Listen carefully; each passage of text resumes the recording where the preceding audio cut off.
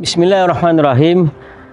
Kekasih kita junjungan besar Nabi Muhammad sallallahu alaihi wasallam pernah bersabda dalam sebuah hadis, "Man fattara sha'iman kana lahu mithlu ajrihi ghaira annahu la yanqusu min ajri sha'imi syai'an." Siapa yang memberi makan orang yang berpuasa, maka baginya pahala seumpamanya, tanpa sedikit pun kurang pahala orang yang berpuasa. Hadis ini menceritakan kepada kita kelebihan orang yang memberi makan kepada orang yang berpuasa. Dan insya-Allah tuan-tuan sekalian, kita sasarkan, kita hajatkan, kita impikan supaya pada bulan Ramadan kita dapat menaja seramai yang mungkin. Dan kita letakkan kita punya impian dapat menaja seramai 5,000 orang untuk mendapat tajaan iftar. Kita akan fokus besarnya kepada Gaza dan insya-Allah ada juga bahagiannya untuk para murabitun yang berada di Masjid Al-Aqsa dan juga di bumi Syam yang lain, di Syria, di Yaman dan sebagainya. Tuan-tuan sekalian, kita mampu untuk makan dengan sekenyang-kenyangnya, dan hakikatnya ketika Ramadan di Malaysia, kadang-kadang ramai di antara kita ni yang membazir ataupun terlebih beli makanan dan sebagainya. Apa salahnya kita peruntukkan duit yang kita belanjakan setiap hari tu, kita taja mereka yang sangat memerlukan di bumi Syam untuk mereka menikmati juadah berbuka dengan apa yang kita sediakan insya-Allah dalam bentuk makanan nasi, ayam, buah-buahan, sayur-sayuran dan juga tamar dan sebagainya.